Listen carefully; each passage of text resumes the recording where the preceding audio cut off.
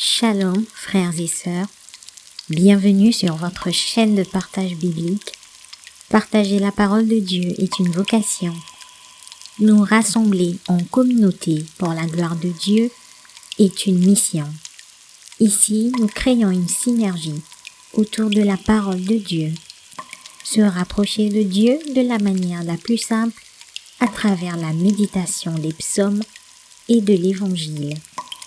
Nous vous invitons à vous laisser porter par l'action du Saint-Esprit et méditons ensemble, partageons ensemble la parole de Dieu en construisant une communauté en Christ à travers ces partages.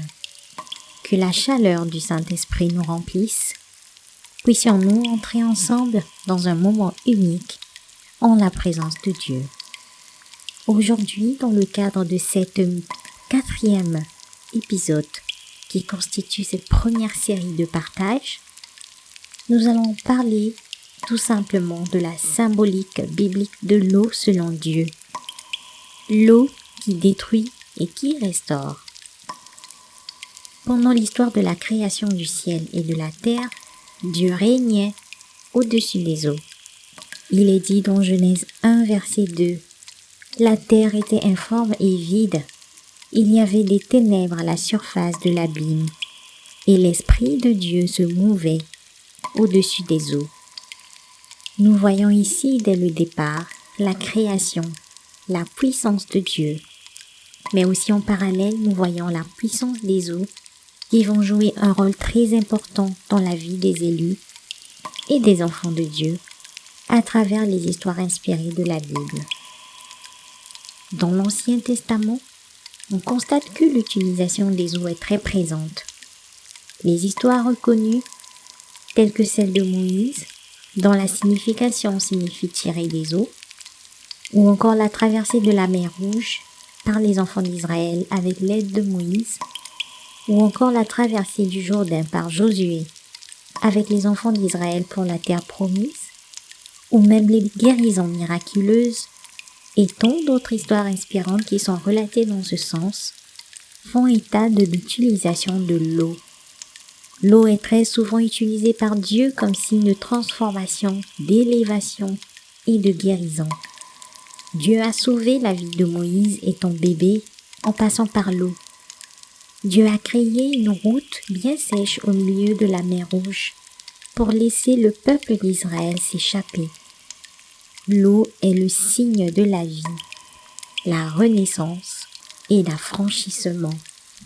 La mention de l'eau dans la Bible revêt deux caractères qui peuvent les opposer, mais entrent dans la manifestation de la gloire de Dieu.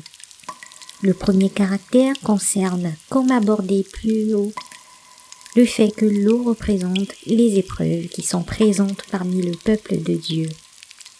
Leur déchaînement est le symbole de grandes calamités. L'eau est destructrice, spirituelle et physique. Par exemple, pendant le déluge, pendant la tempête dans la barque avec Jésus et les disciples, tout ça sont des témoignages parlant de la puissance de l'eau.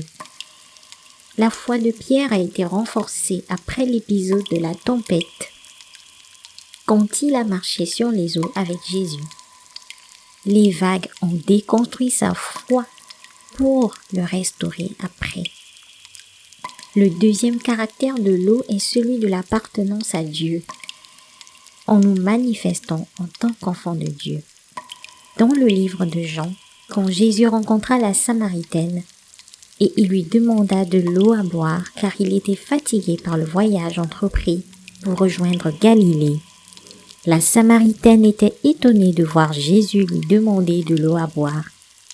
Jésus lui répondit, « Toute personne qui boit de cette eau aura encore soif.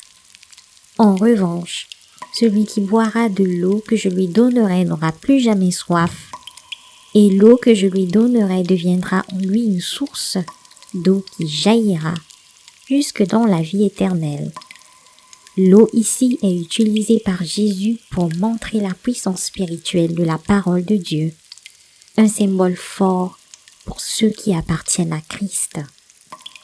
L'exhortation aujourd'hui, Dans son ensemble, l'eau revêt un caractère bien sacré et important dans la vie du chrétien.